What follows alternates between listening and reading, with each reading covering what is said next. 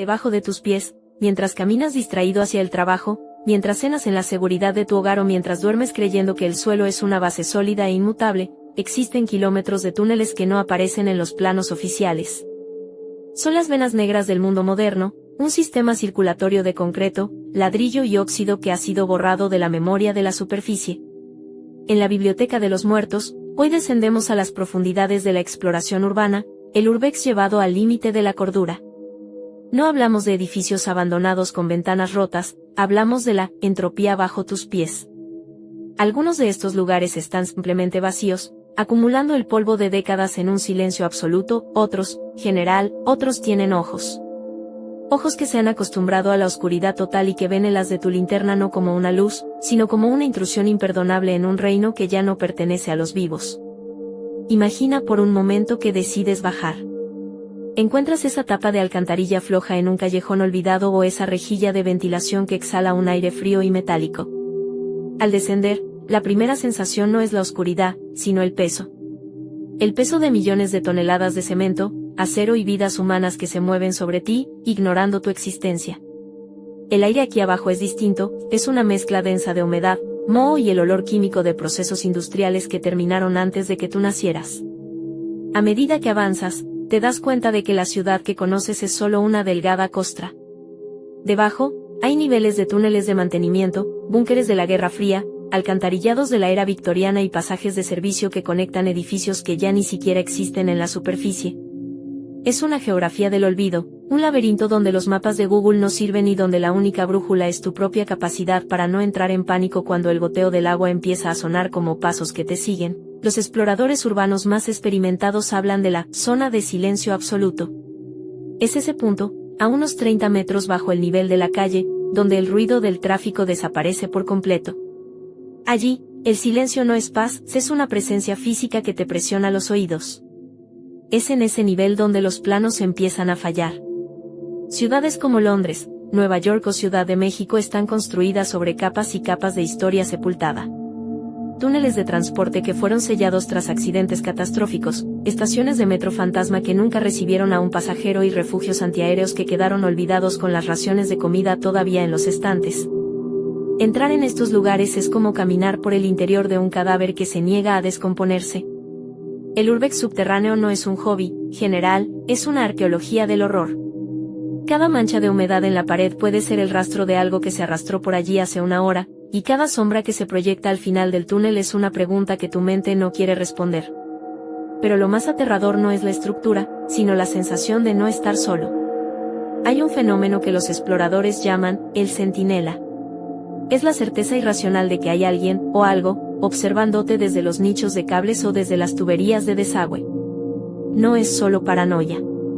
Registros de cámaras de seguridad y videos recuperados de exploradores que nunca volvieron muestran sombras que se mueven a una velocidad que no corresponde a la anatomía humana. Hay comunidades enteras, los llamados topos, que han hecho de estas catacumbas su hogar, pero incluso ellos temen bajar a los niveles inferiores, allí donde el agua es negra y el aire es tóxico. Allí donde la ciudad desecha lo que no quiere ver.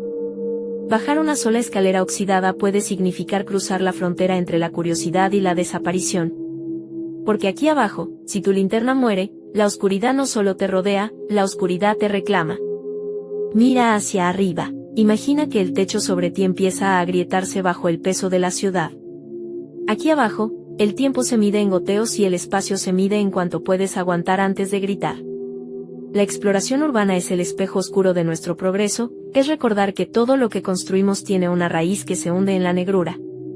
Prepárate, porque tras este primer contacto con los kilómetros de olvido, vamos a viajar al lugar donde la muerte es el material de construcción. Vamos a las catacumbas de París, el osario más grande del mundo, donde 6 millones de personas esperan en silencio a que alguien cometa el error de perderse en sus pasillos. El bloque del osario infinito está cargando, y el aire se está acabando. Entendido. Descendemos al segundo círculo de este abismo urbano. Dejamos atrás los túneles de mantenimiento modernos para entrar en el reino de la piedra caliza y el calcio. Para esta expansión suprema del bloque 2, la voz masculina debe sonar solemne, profunda y sepulcral, como si cada palabra fuera pronunciada en una cripta donde el sonido no tiene dónde rebotar. Si los túneles de la ciudad son sus venas, las catacumbas de París son su subconsciente colectivo, un archivo de calcio y silencio que se extiende por más de 300 kilómetros bajo la ciudad de la luz. Bienvenidos al osario más grande del mundo, un laberinto donde la muerte no es una idea, sino el material de construcción. Aquí, a 20 metros bajo el asfalto de los Campos Elíseos, descansan los restos de más de 6 millones de parisinos, apilados en muros de fémures y cráneos que parecen observar al intruso con una paciencia infinita.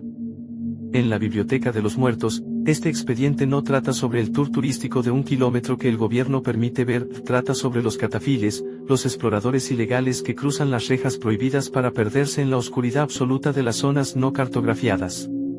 Es un mundo donde el tiempo se detiene y donde la única brújula es tu propia cordura, una que suele quebrarse mucho antes que tu linterna. El origen de este lugar es puramente funcional, y eso es lo que lo hace más aterrador. A finales del siglo XVIII, los cementerios de París estaban tan saturados que los cuerpos empezaron a desbordarse hacia los sótanos de las casas vecinas. La solución fue trasladar los huesos a las antiguas canteras de piedra caliza que ya minaban el subsuelo. Durante años, procesiones nocturnas de carros cubiertos de negro transportaron los restos de generaciones enteras hacia estos pozos.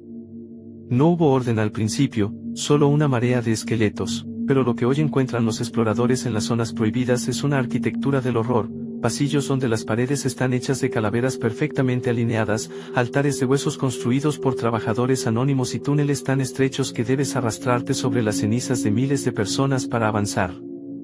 En las catacumbas, general, el aire sabe a polvo de hueso y la humedad se te pega a la piel como un sudario invisible.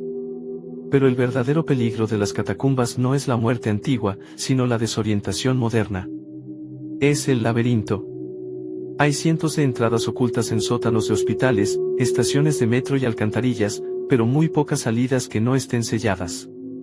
Los catafiles relatan historias de exploradores que, confiados en mapas dibujados a mano, se adentraron en las zonas bajas, allí donde el nivel del agua sube sin previo aviso y donde el aire se vuelve tan pobre en oxígeno que el cerebro empieza a proyectar alucinaciones. El caso más famoso es el del video recuperado en los años 90, una cámara caída en el suelo que muestra a un hombre corriendo frenéticamente a través de pasillos idénticos, con la respiración rota por el pánico puro, soltando su linterna y perdiéndose en la negrura total. Nunca encontraron su cuerpo. En las catacumbas, si te pierdes, no solo mueres, te conviertes en parte de la pared. Te conviertes en un hueso más en un océano de 6 millones. ¿Qué busca alguien en un lugar que rechaza la vida con tanta fuerza? Algunos buscan el silencio absoluto que solo el peso de la tierra puede dar. Otros, buscan una conexión con lo prohibido. Pero hay algo más, general. Los que bajan con frecuencia hablan de una presencia del calcio. Una sensación de que los huesos no están inertes, sino que forman una entidad colectiva que te observa. Hay túneles donde las brújulas giran sin control y donde las linternas de LED mueren en minutos sin razón alguna. Se dice que en las profundidades más remotas, existen salas donde los catafiles han encontrado extraños símbolos modernos mezclados con inscripciones del siglo XVIII, indicios de rituales que buscan despertar algo que la ciudad decidió enterrar hace 200 años. Las catacumbas no son un museo, son una fosa común que todavía respira a través de sus grietas. Mira hacia atrás. En estos túneles, tu sombra es lo único que te acompaña, y a veces, ni siquiera ella es de fiar. El osario infinito es el recordatorio de que bajo el glamour de la superficie, todos terminamos siendo el mismo material de construcción. Prepárate, porque de los muros de huesos de París, vamos a viajar ahora a las junglas de acero y cristal de Nueva York y la Ciudad de México. Vamos a conocer a quienes no bajan por aventura, sino porque la superficie ya no les pertenece. Vamos a los túneles de mantenimiento donde viven los hombres topo, y donde el peligro tiene un rostro humano y desesperado. El bloque de los habitantes del abismo está cargando, y alguien acaba de encender un fuego en la oscuridad. Olvida los esqueletos de París por un momento. Hay algo mucho más inquietante que la muerte antigua, la vida que se aferra a los lugares que nosotros usamos para desechar nuestra basura. Bienvenidos al dominio de los hombres topo, los habitantes de la sombra en las entrañas de Nueva York y la Ciudad de México. En la Biblioteca de los Muertos, este archivo no describe fantasmas, sino a seres humanos de carne y hueso que han sido expulsados de la superficie y han construido una civilización paralela en los túneles de mantenimiento y las lumbreras del alcantarillado. Aquí, a 10 metros bajo el asfalto de Manhattan o el centro histórico de la CDMX, el peligro no es una maldición, es la corriente de 1 metro que pasa a centímetros de tu cara o un brote de gas metano que puede convertir un refugio en una pira funeraria en un segundo.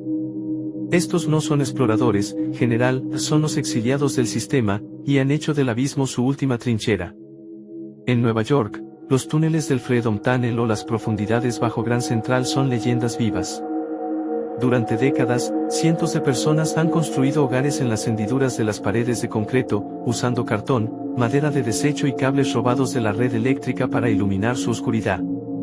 Es una existencia de una disciplina brutal, aprendes a dormir con el ruido ensordecedor de los trenes, aprendes a identificar el olor de una inundación antes de que llegue y aprendes que, en el subsuelo, la jerarquía no se basa en el dinero, sino en el conocimiento del mapa. Pero no creas que es un caos salvaje. Hay reglas, hay líderes y hay una solidaridad nacida de la exclusión absoluta. Sin embargo, general, cuanto más profundo bajas, más extraña se vuelve la gente. Aquellos que llevan años sin ver la luz del día desarrollan una piel translúcida y una sensibilidad al sonido que los hace parecer más parte de la infraestructura que de la raza humana. Son los guardianes de los secretos que la ciudad prefiere no recordar. En la Ciudad de México, el horror es más viscoso. El sistema de alcantarillado, el Gran Canal y los túneles de drenaje profundo son un laberinto de gases tóxicos y corrientes negras que arrastran los pecados de 20 millones de personas. Aquí viven los buzos de aguas negras, hombres que se sumergen literalmente en la inmundicia para destapar las venas de la ciudad, pero también viven aquellos que se han refugiado en las lumbreras, enormes pozos de ventilación que descienden hasta 70 metros de profundidad. En la CDMX, el subsuelo es un lugar de entierros rápidos y refugios para el crimen organizado. Los exploradores de Urbex que se han atrevido a bajar relatan haber encontrado altares a la Santa Muerte adornados con ofrendas frescas en túneles que supuestamente llevan sellados años. Es una zona de guerra silenciosa donde el enemigo es el gas sulfídrico y la indiferencia de los que caminan arriba. Aquí, si te encuentras con alguien, no esperes una bienvenida, te espera una mirada que te evalúa como una amenaza o como un recurso. Lo más aterrador de los habitantes del abismo es su invisibilidad consentida. Los gobiernos saben que están ahí, pero mientras no interrumpan el flujo del transporte o el drenaje, se les permite existir como una falla en la simulación urbana. Pero hay relatos, de exploradores que han encontrado algo más que indigentes.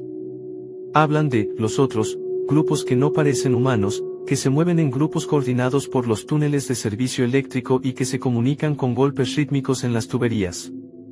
Hay grabaciones de audio donde se escuchan silbidos que recorren kilómetros de túneles en segundos, una red de comunicación primitiva y efectiva.